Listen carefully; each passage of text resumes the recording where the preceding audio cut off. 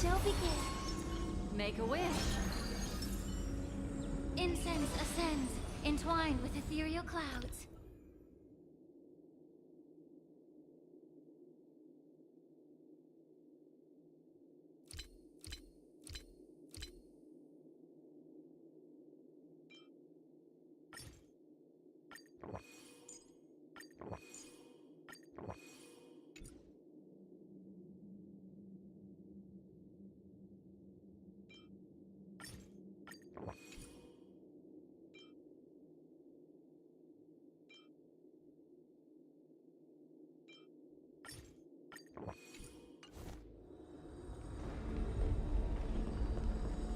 No way. I think I just saw someone. Someone extraordinary. Please wait!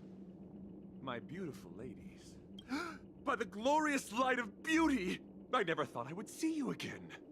In such turbulent times, your kind faces are as spring's gentle breeze, bringing solace to my scorched heart.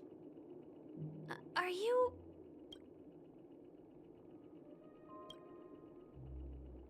Hear ye! The rosy glow of the beauty has rendered you speechless. What an honor. Upon hearing of the impending festivities, I commanded the one and only to bring me to Penacony with full haste. Alas, in a cosmos unguarded by the beauty, disorder prevails. Thus my passage was delayed by tending to the sick and... Fortunately, the mini-rabbit mech pilot, stray cat duelist, galactic ninja...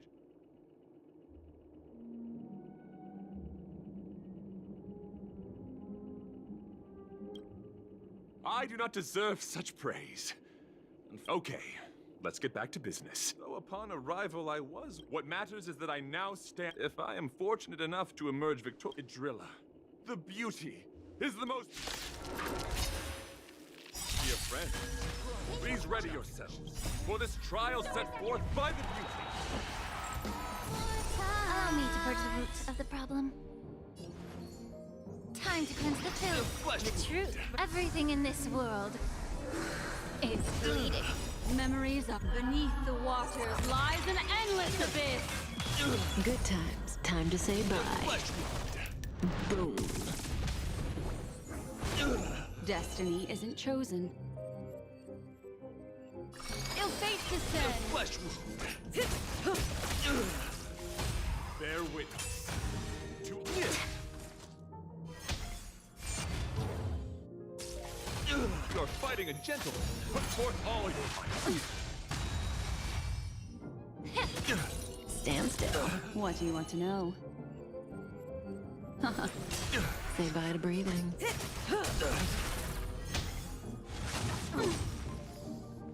May song bring us victory. Relax. Confess. Attribution will find you. I hope for an end to strife in the world. May the foul stench dissipate quickly. Be a pure body and mind. The truth. Everything in this world is bleeding. May as well kill him. Rise to the challenge. Behold, this symbol of purity. May song bring us victory. Stand still. Let the duel commence. Let thy noise. Allow me to purge. Time to cleanse the filth. The flesh wound. Your convictions, my friends, are indeed ours. It's a pity. The laurels of victory belong to a Idrilla.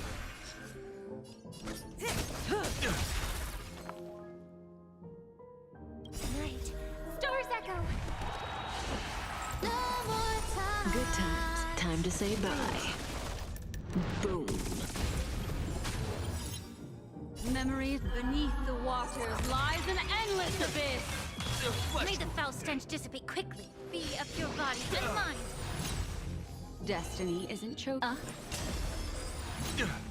Say bye to breathing.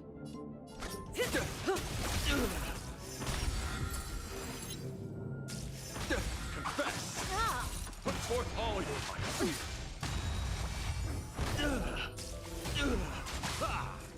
Put forth all your might. Mind your manners. The truth, everything in this world is bleeding. Time to cleanse the film. A flesh wound. Relax. Good times. Time to say bye. Boom. That's enough!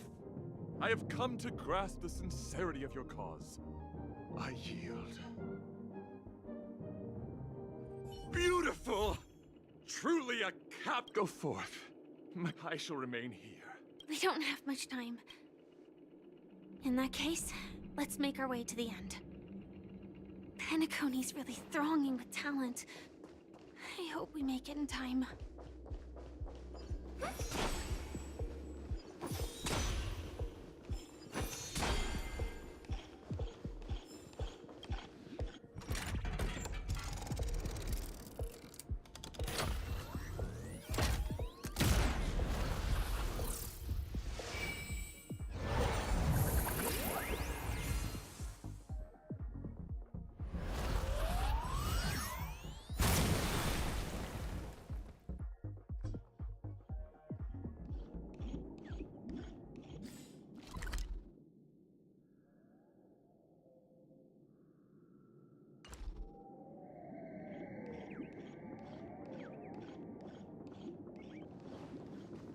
Congratulations to the Galactic Baseballer and Firefly on becoming this Scorch Sand Festival champions!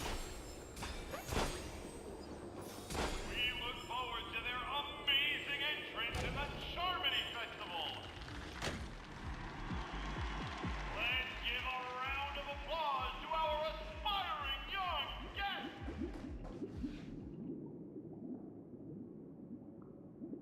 Congratulations to the both of you on becoming the festive superstars of this year's Charmony Festival before entering the Grand Theater.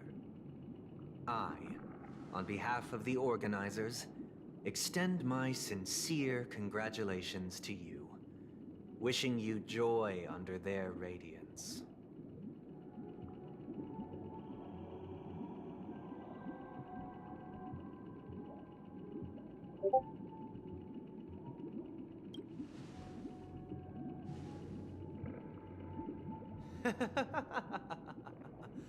Your endeavors are worthy of extra recognition, and I've taken steps to ensure that.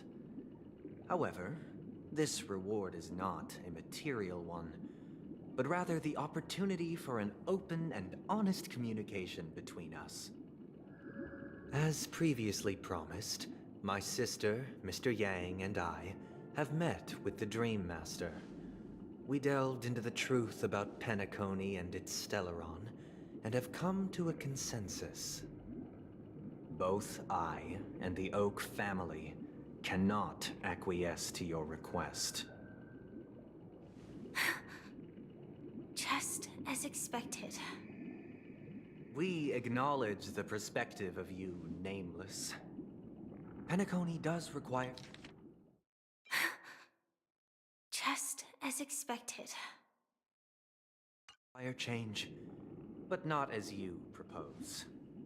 The planet of festivities cannot and will not revert to a place characterized by chaos, disorder, or anarchy. Through your journey of overcoming obstacles, you must have glimpsed the essence of that era. The vulnerable ruthlessly eliminated, equality non-existent, common folk living precarious lives, eking out a dreary existence. Ultimately, only heroes like yourselves manage to achieve success. But I would dare ask, if you did not possess the special status of having a Stellaron, and you were but an anonymous and frail member among the masses, which Penacony would you prefer? A dystopia for the survival of the fittest, or a sweet dream paradise for all?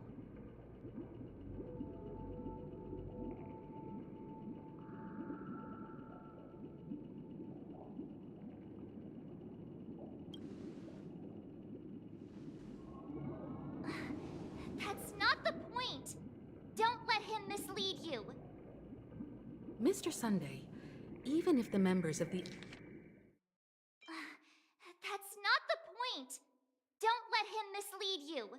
Oak family can't fully agree on what to do about the Stellaron, now's not exactly the time to be holding an extensive discourse about Penacony's past and future, is it? The Stellaron issue concerns the life and death of everyone on Penacony. If anyone has a better suggestion, the crew is more than willing to listen. Also, it'd be best to tell us the ins and outs of that meeting. This way, we'll at least know what Welt and Ms. Robin are dealing with, and the reason why they failed to make our appointment. Ah, Navigator. That is precisely my intention. With all present, let's begin by discussing the details of that meeting. Let's talk about our tribulations and choices, our ideals and beliefs, and our final course of action.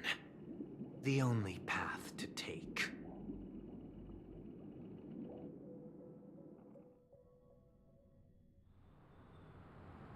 You mean to say that for the longest time, there have been scoundrels who would use the Charmity Festival that I have bequeathed to the masses as a tool to realize their ambition? Indeed, Dream Master. Once the Charmony Festival begins, the Stellaron's powers, along with the song, will be broadcast across the entire planet of Penacony. And then everyone in their dreams will be unable to awaken. This is indeed surprising to me. The dreamscape is maintained by the collective effort of the 5 families. If someone were to use the Charmony Festival to recklessly disseminate the power of the Stellaron, this individual must hold a position of great authority. Do you have any suspects? I'd like to ask, did you really not know of the Stellaron's existence? I would have never thought that this nameless would point the spear at me. Quite astonishing indeed. If I have offended, the Astral Express extends its sincere apologies.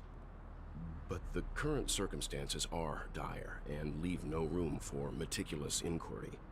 We're doing this out of concern for the Dreamscape's safety.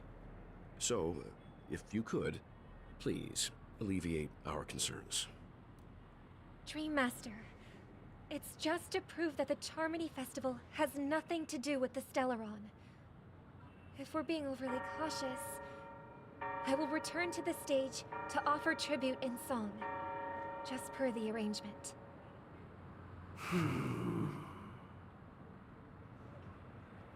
Sunday, Robin. I've watched you two grow up, and know your dispositions like the back of my hand. Both of you, right now, can surely be lauded as their most devout advocates. I already know your resolve. The magnitude of this matter is enormous, and cannot be taken lightly. Since Mr. Yang has asked with such earnestness, I will personally respond in kind. If there is a need, the entire Oak family will be mobilized to heed your call. Someday, might I ask you to beseech them to cast their light unto me, and question me in their stead, so that no lies may be concealed? I will do as you command. Robin, could I entrust you to be present as a witness, to document the truth, and to proclaim my innocence, so that all slander may be utterly dispelled? I will do as you command. May thy will be carried out on earth, just as it is in the heavens. Oh, triple-faced soul, Please sear his tongue and palms with a hot iron, so that he will not be able to fabricate lies and make false vows. Let us begin. There is nothing else to prepare. Understood. Question. Have you devoted your life to your god, never worshipping other gods? Naturally. Do you love your god as you do yourself, always heeding their admonishments? Naturally. Have you strayed from the path expected by your god, betraying their name? Never. Have you ever been inordinate with your asks of your god, coveting more than the foundation of the creation itself? Never. Then, a final question. Do you swear to fulfill all vows, past, present, and future? With the Eon as my witness, if I do not deliver on my words, or if I renege on my vows, may I be cursed in accordance with divine law. They have seen your faith, and have endorsed your faith. With this, it can be evidenced... Just a moment. What is it, Mr. Yang? I have another question I hope to have answered. To my understanding, the family's harmony and prosperity have never relied on so-called divine laws. The god you both mentioned, are they truly Shipe? Mr. Yang should know that those belonging to the family toil together as if they were kin, embracing solidarity and unity under their light. All duplicity is laid bare before the harmony. Such a delicate and complex symphony. Which other god could perfectly harmonize this, if not for the Great One, Shipe? Perfectly harmonize. Therein lies the problem. It isn't an outsider lurking in the shadows who changed the harmony, but a dissonance that has surreptitiously emerged from within this very symphony itself. In the distant past, there existed an Eon. With one flick of the wrist, they crafted the laws of the cosmos. Their followers formed the Beyond the Sky Choir, spreading solemn and reverent hymns throughout the universe. Later, they fell. The route traversed by this Eon clashed with the harmony, ultimately being absorbed and fused into it. The chorus that once reverberated across worlds fell silent, and when it echoed anew, it was transformed into the hymn of harmony. Though an Eon may perish, paths with no masters still linger. In the all-forgiving harmony, echoes of bygone dissonance may subtly arise. Mr. Yang. Being overly astute can be a detriment. Especially when you find yourself alone and without allies. So this is how it is. For the sake of our grand cause someday, please afford these two an opportunity to rest. What?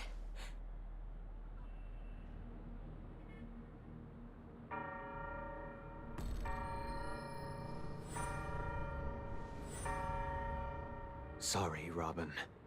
It's just you. I did not wish for you to know this. It's a pity that things have turned out this way. So, this is the true reason I can't sing? The shadow that envelops Penacony is actually... We were never children of the harmony. Our ideal paradise could not have been crafted by Shipe. True bliss can only be guaranteed by the one who transcends the many. Within the foundation of law, humanity establishes civilization, and through harmony, we obtain order. Unbelievable. To think that there would be remnants of the Order on Penacony. What have you done with Mr. Yang and Miss Robin? Don't worry. I just gave them some time alone to ponder their fates. You should know that these actions make you an enemy of the Astral Express. Should we need to stand against the Nameless, it would only be myself and the Oak family involved. But we haven't reached that point yet, have we? Your efforts for the justice of Penacony are evident to everyone, and have been widely observed.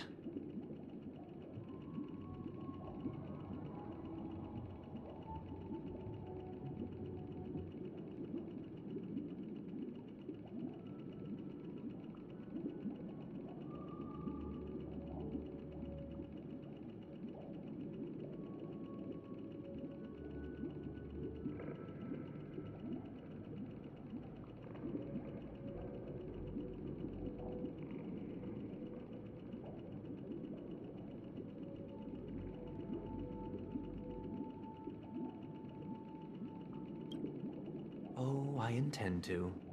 But that hinges on the If it is the Order that drove you to imprison Welt and Robin, and you're using them to coerce our compliance, then there'll be no point in entertaining any type of discussion. You're mistaken, Miss Himiko. They are in very safe hands.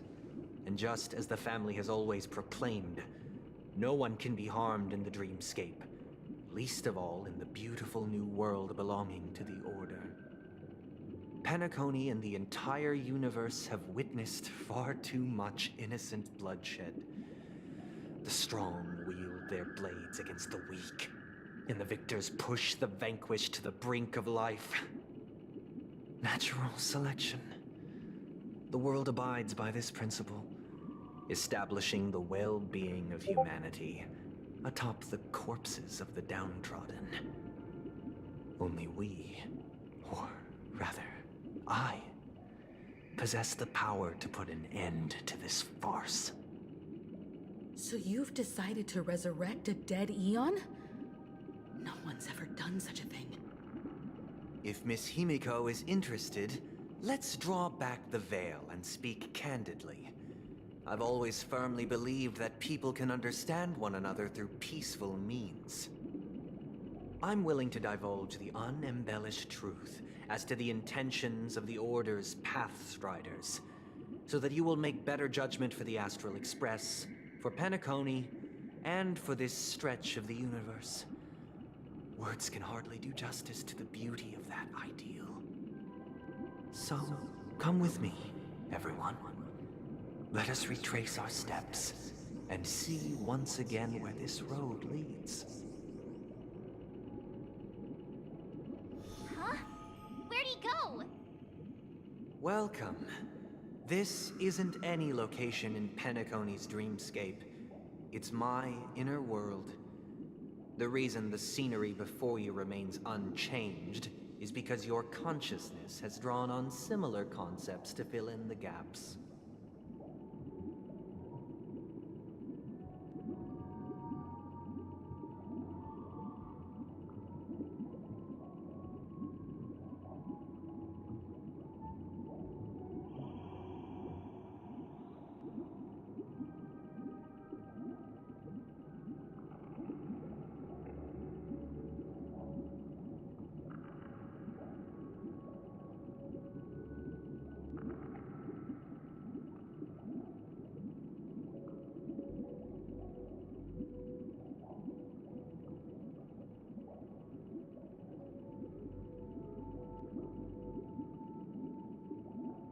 Did you do the same to Welt?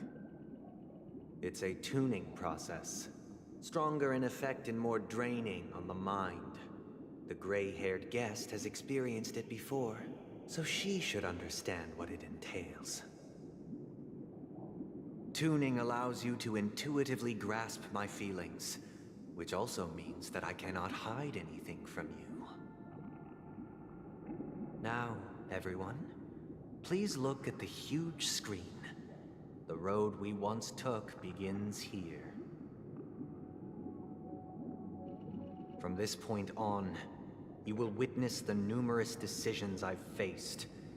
I've selected a portion of these to share with you. I believe after going through similar predicaments, you'll be able to better understand my thoughts. Let's begin. The first decision. A story about a baby bird.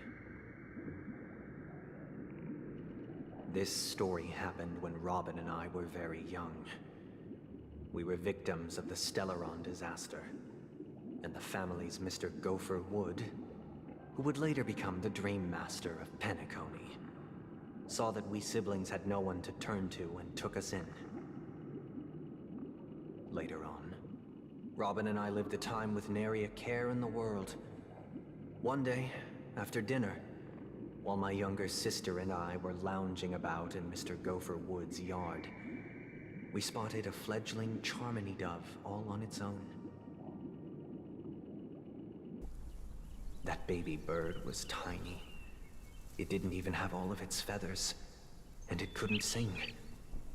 When we found it, it was already on its last breath, having fallen into a shrub, probably abandoned by its parents. We decided to build a nest for it right there and then.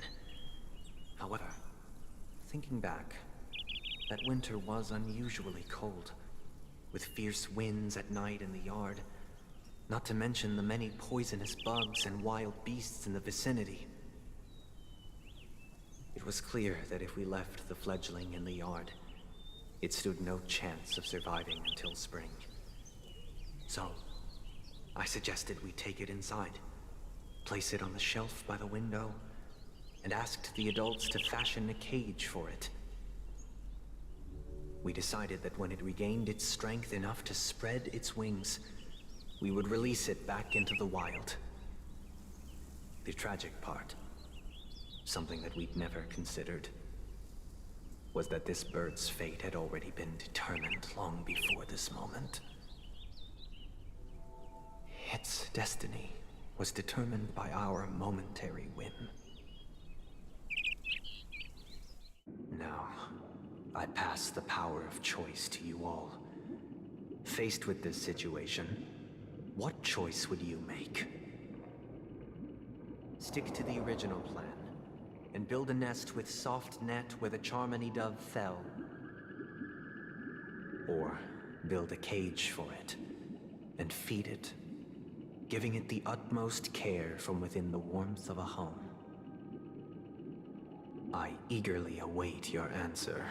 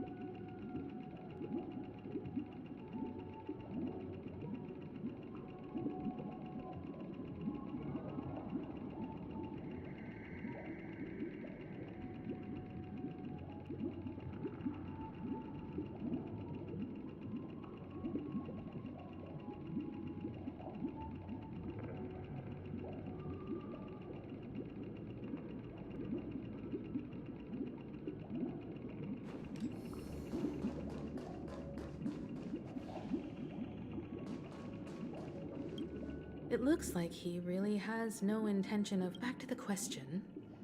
I would personally choose to build the little Charmony dove a cage. No special reason.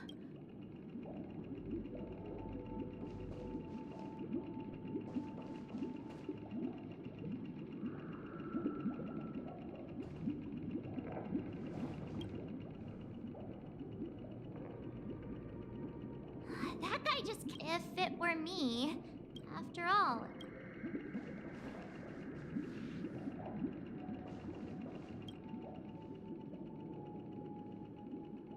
I can't, even if I was gonna really...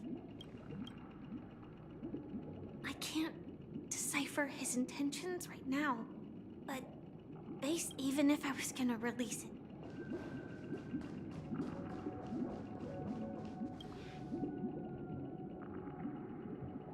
I'm happy to see that you made a choice similar to ours. We passionately nursed it back. I watched it for a long... Finally, the fall, I deeply regret.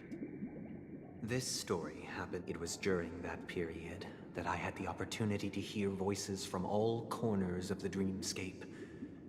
Joy, sorrow, arrogance, regret. The complex tapestry of human nature that formed the world. And I was fortunate to catch a glimpse of it.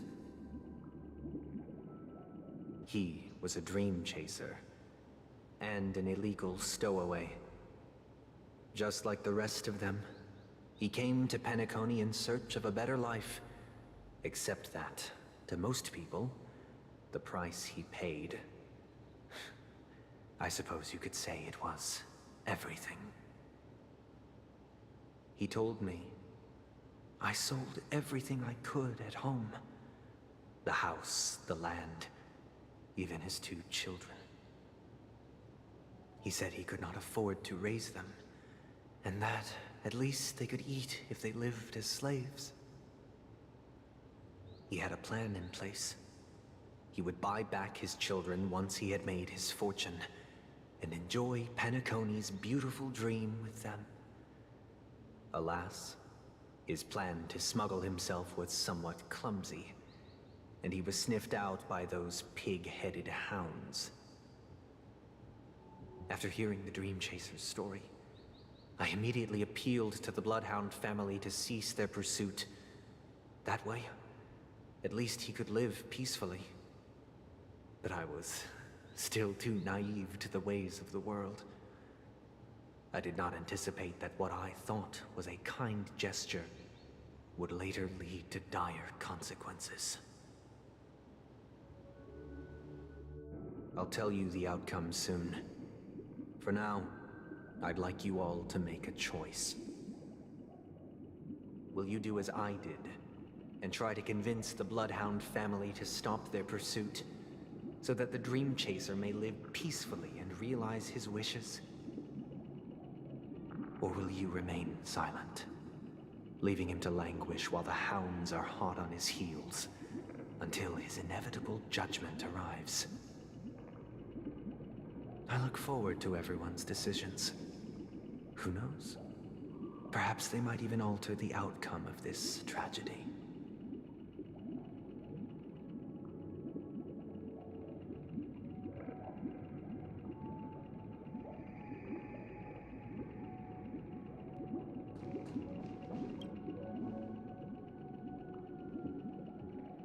A Dream Chaser story. If I acted out of kindness, I would probably ask the Bloodhounds to stop their pursuit and lend him a hand. But what...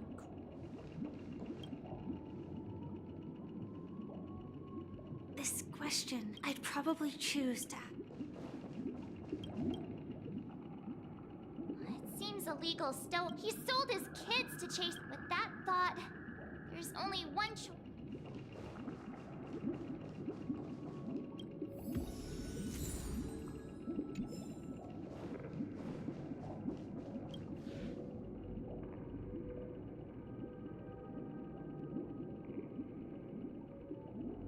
I'm honored to first, the out now then.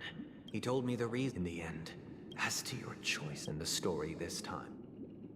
This story happened the day I was appointed the Oak family head. At that time, Mr. Gopherwood was the current Dream Master, and as per his wish, we had a private conversation.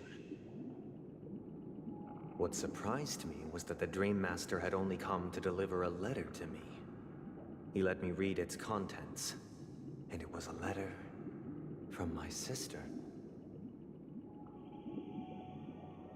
The letter contained the usual pleasantries, anecdotes from her travels, nothing out of the ordinary.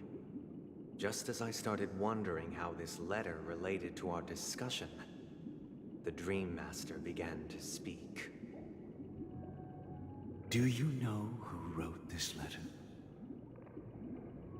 My sister, of course. But why would you personally visit me to hand me a letter from my sister containing mere trivialities? To help you grasp the full scope of this issue.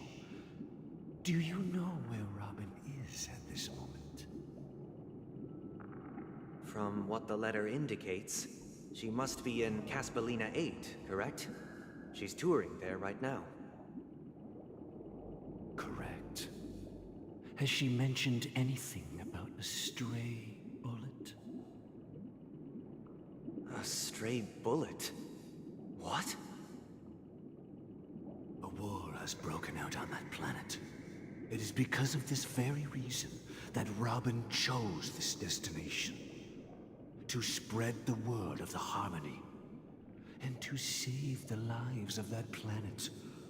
She personally made for the front lines. She hoped to ease the people's suffering with song, and was willing to brave mortal danger to deliver the IPC's medical supplies. Unfortunately, stray bullets show no such compassion. Is she all right? If the operation was successful, she should probably be recovering in the field hospital. By the eon above, the bullet struck her neck directly, yet possibly as a reward for her consistent deeds of harmony. It didn't hit any vital arteries. Once you've attended to your outstanding tasks, it'd be advisable to write her back as soon as possible. Those damned savages! I'll pack my bags right away. My gratitude for bringing this to my attention, Mr. Gopherwood. Now you understand why she always wears such elaborate neck ornaments, don't you? How could this happen? Miss Robin. It's all in the past, so please don't worry. I share this in the meager hope that you will understand the Harmony's limitations and predicament. As grandiose as the strong defending the weak sounds, many times, it is nothing more than wishful thinking. Likewise, I've prepared one last question, one last choice. But rest assured, this choice will not have any grave consequences. Because this is merely a figment of imagination, a nightmare that has haunted me through countless nights. If you ever had the opportunity to make a choice like I did, would you still support Robin's journey on the path of harmony?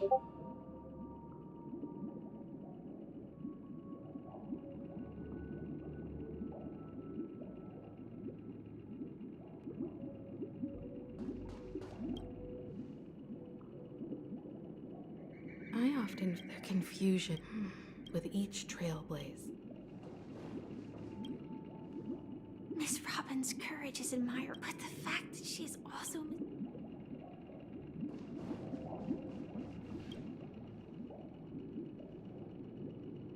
I can't believe that happened to Miss...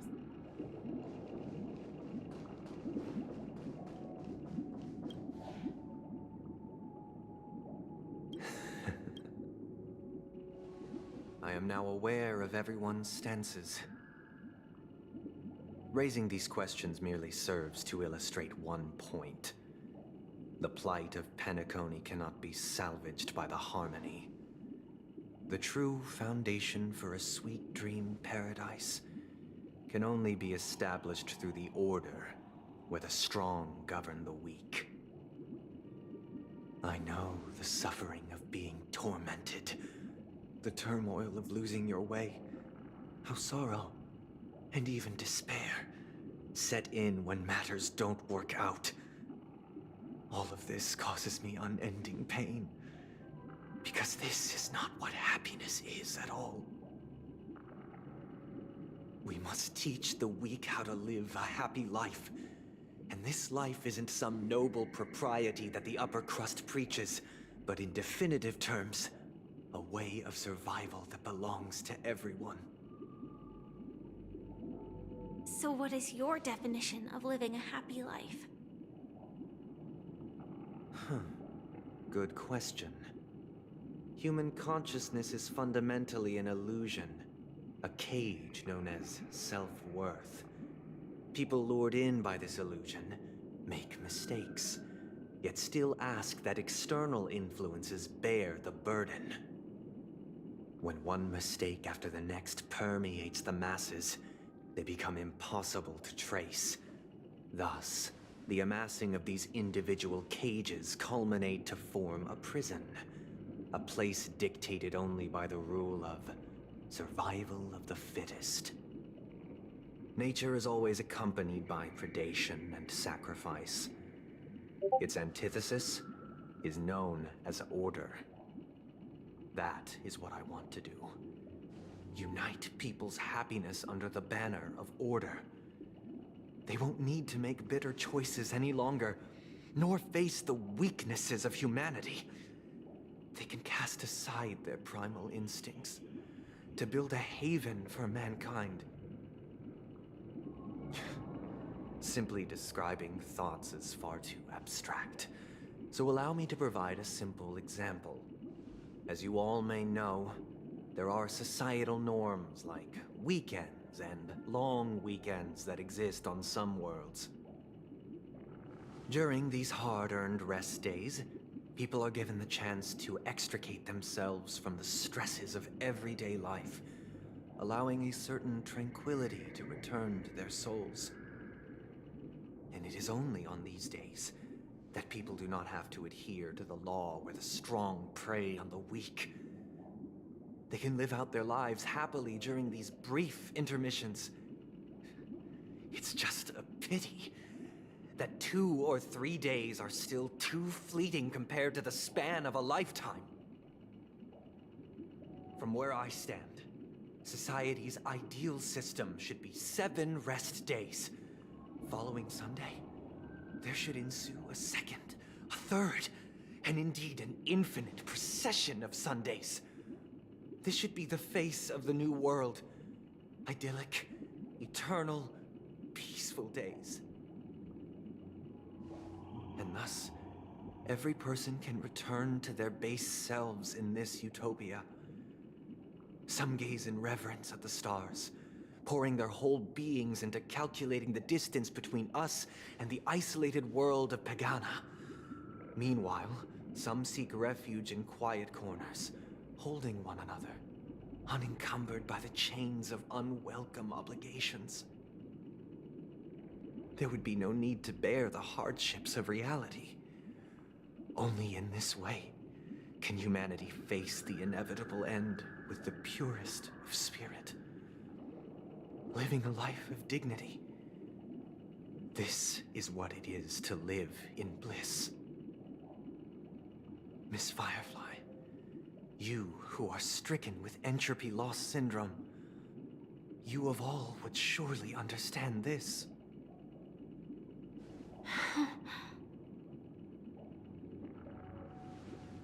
It sounds like a flawless theory.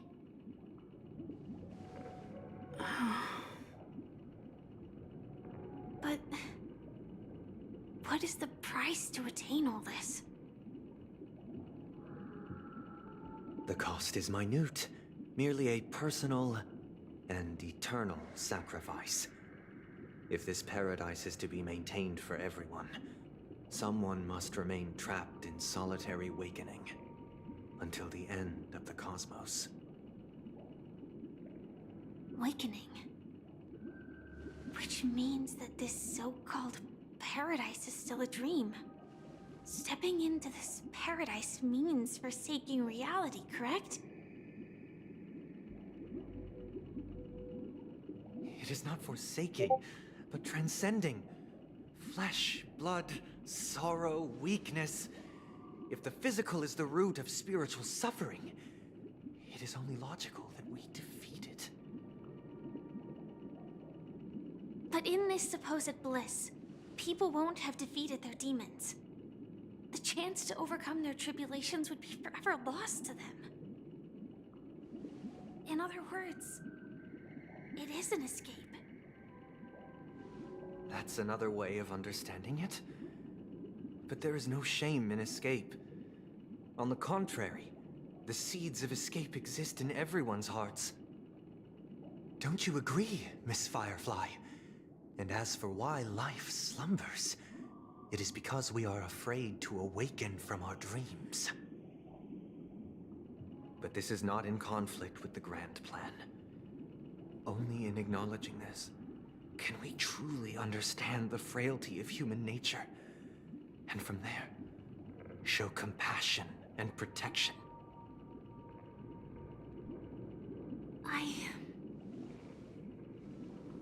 I admit that you are a born leader.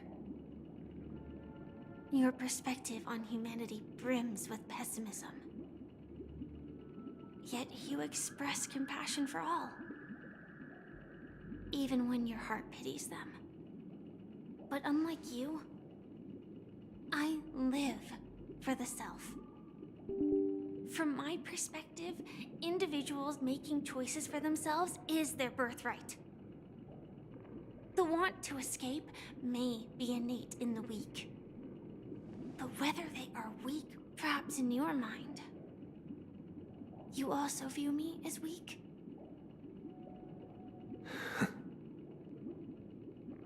Because I don't think so. Since Miss Firefly has said her piece, the Astral Express will also naturally give you our answer. We'll leave it to you. Just as Mr. McHale instructed before. Tell him our choice.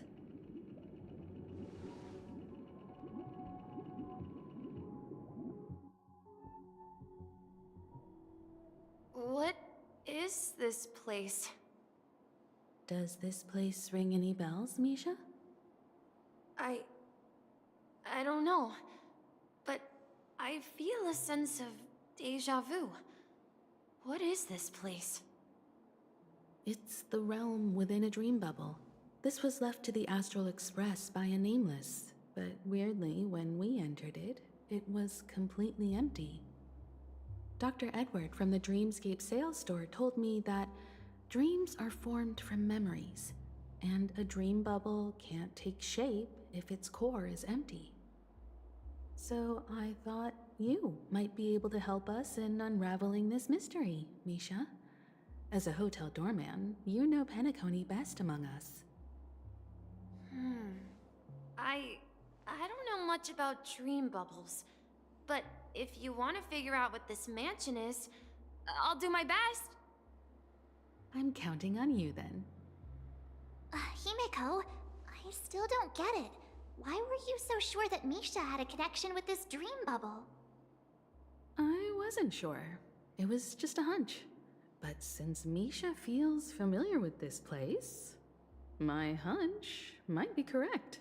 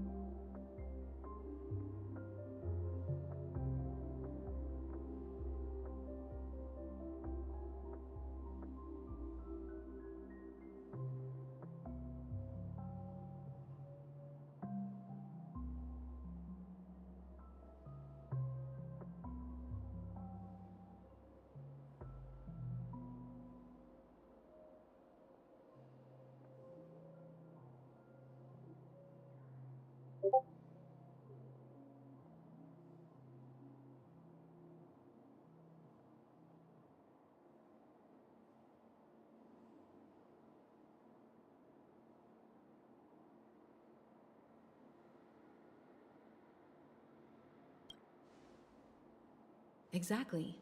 This is where you and Firefly encountered death, which we now know as dormancy. Considering its connection to Dreamflux Reef, it's not surprising it appeared here. The question now is, who brought you here? Based on the clues we have so far, it's unlikely to be that masked fool.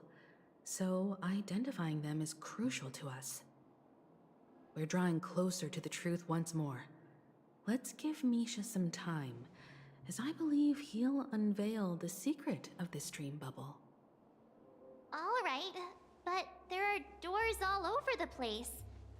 Which one should we choose? Do you have any idea, Misha? I guess... maybe this way?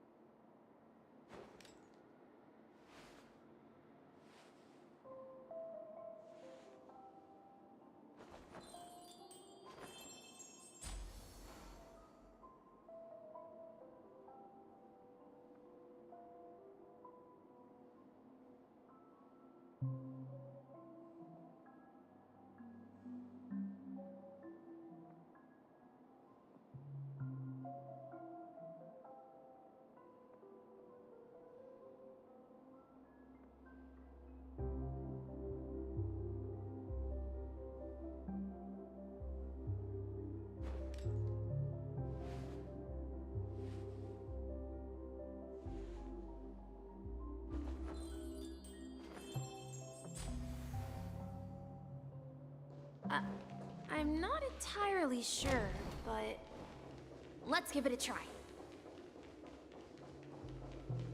Wait, you managed to choose the right door on your... Weird. This place is quite different from the hotel. But I feel like I've been here, if I remember correctly. And the room on the... Hold on. This doesn't make sense. Didn't I grow up in Dreamflux Reef? So... what is this place? This could be a case since this place. Yeah,